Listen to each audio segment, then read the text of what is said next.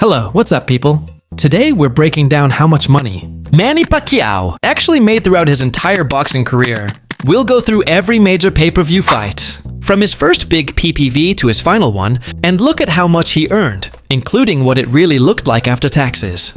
Let's start with Manny Pacquiao versus Oscar de la Hoya. This fight took place in December of 2008 in Las Vegas, and going into it, Manny was not the favorite at all. Most people expected De La Hoya to win because he was bigger, heavier, and already a long-established star, while Manny was still being questioned at that level.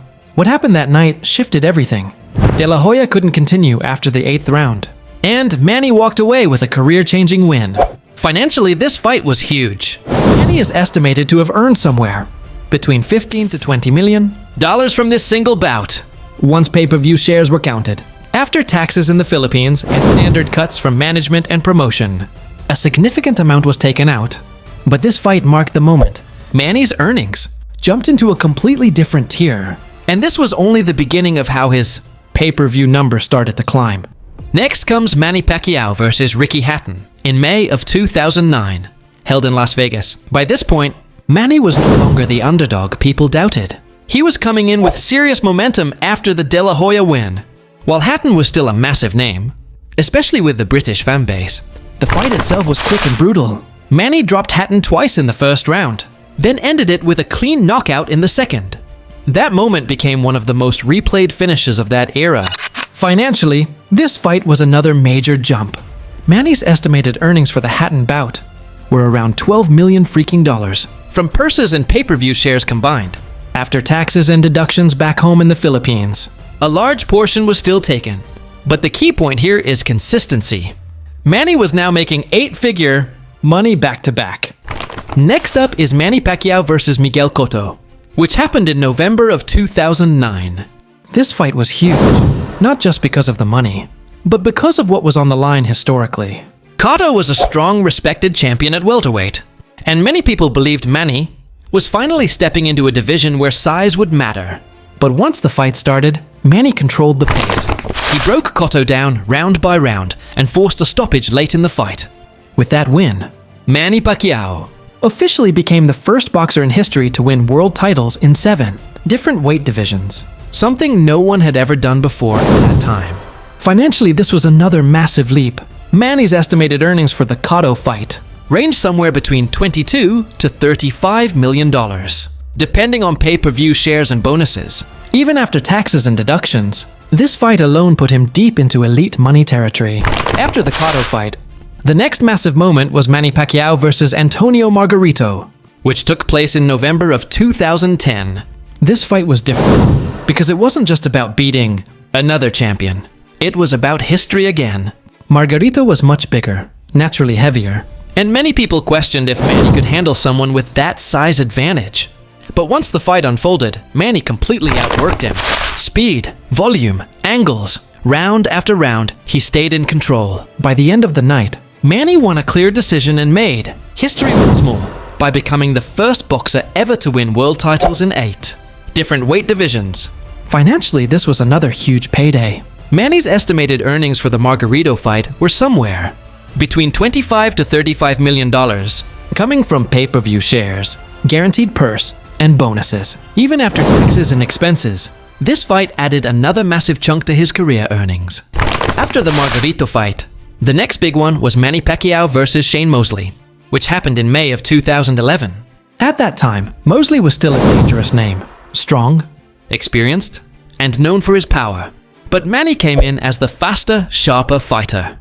The fight itself was controlled from start to finish. Manny dropped Mosley early, then spent the rest of the night outboxing him with speed, footwork, and clean shots. It wasn't a wild fight, but it was a clear reminder of how complete Manny was at this stage of his career.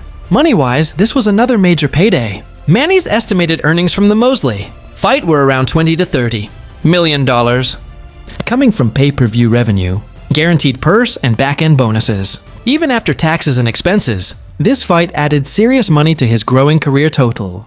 After the Mosley fight, the next massive chapter was Manny Pacquiao versus Juan Manuel Marquez for the 3rd time, which took place in November of 2011. By this point, this rivalry was already personal, Their first two fights were controversial, close and endlessly debated. So this third meeting was all about settling unfinished business. Going into the fight, the pressure was real.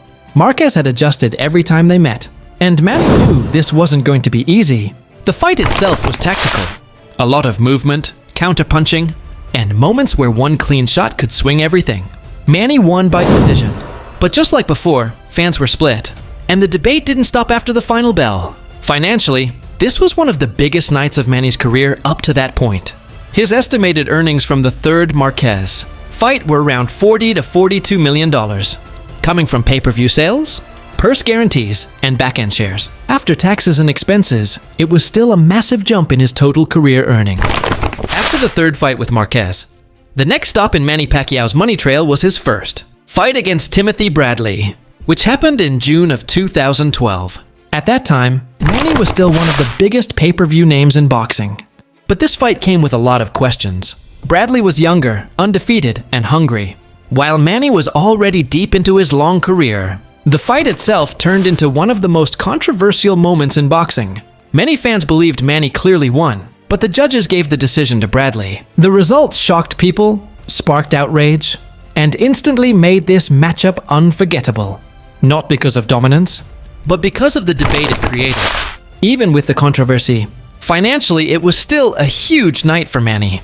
His estimated earnings from the first Bradley fight were around $20 million, coming from his guaranteed purse and pay-per-view share. After taxes and deductions, it was still another massive payday, added to his growing fortune. After the controversial loss to Bradley, Manny Pacquiao jumped straight back into the fire for the fourth and final chapter of his rivalry with Juan Manuel Marquez. This fight happened in December 2012, and by this point, their story was already one of the most intense rivalries in boxing.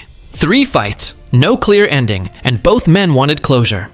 Going into this bout, Manny was still a massive pay-per-view draw. Fans weren't tuning in just for the belts. They wanted a final answer. The fight delivered drama immediately, but it ended in a way nobody expected. Marquez landed a perfect counter late in the fight, knocking Manny out cold. It was shocking, brutal, and instantly replayed around the world. Financially, though, it was still one of Manny's biggest nights. His estimated earnings for Marquez, 4 were somewhere between $30 million to $50 million, coming from his purse and a strong pay-per-view split. Even after taxes, it added another huge chunk to his career total. After the shocking loss to Marquez in their 4th fight, Manny Pacquiao didn't disappear. Instead, he chose a comeback fight against Brandon Rios. This bout took place in November 2013, and the goal was simple: prove that Manny was still Manny. Rios was younger, aggressive, and known for pressure fighting. But the fight quickly showed the difference in experience. Manny controlled the pace, used his speed and angles, and won clearly over 12 rounds. It wasn't about drama this time. It was about rebuilding confidence and reminding everyone he was still elite. From a money perspective, this was still a big night. Manny's estimated earnings for the Rios fight were around $20 to $30 million, coming from his guaranteed purse and pay-per-view share. Even though it wasn't as massive as his rivalry fights, it showed that his drawing power was still very strong. After the Brandon Rios comeback, Manny Pacquiao went straight back to unfinished business: Timothy Bradley II. This rematch happened in April 2014, and for Manny, this fight was about clearing his name after the controversial first decision. From the opening round, it looked different. Manny wasn't rushing, wasn't reckless. He boxed smart, controlled the distance, and dropped Bradley early, setting the tone for the entire fight. Over 12 rounds, Manny clearly outworked him and left no doubt this time, winning by unanimous decision. Financially, this was still a huge night. Manny's estimated earnings for Bradley, the second, were around $20 to $25 million, combining his fight purse and pay-per-view share. It proved that even years into his career, people were still paying to watch him fix old rivalries. After settling things with Bradley, Manny Pacquiao stayed active and fought again. Later that same year, this time against Chris Algieri. The fight took place in November 2014, and on paper, Algieri was undefeated and confident. But once the bell rang, the gap was obvious. Manny controlled the fight from start to finish. He dropped Algieri multiple times, dictated the pace, and reminded everyone that experience at the highest level matters. It wasn't about drama or rivalry. It was Manny doing his job. Clean and professional, over 12 rounds. Financially, this was still a massive payday. Manny's estimated earnings for the Algieri fight were somewhere between $20 and $32 million, coming from his guaranteed purse plus pay-per-view revenue. Even without a heated storyline, people still showed up to watch. Then came the one everyone had been waiting for, the fight of the century. In May 2015, Manny Pacquiao finally stepped into the ring with Floyd Mayweather Jr. This wasn't just a boxing match. This was years of build-up, debates, trash talk, and fans arguing non-stop about who would win.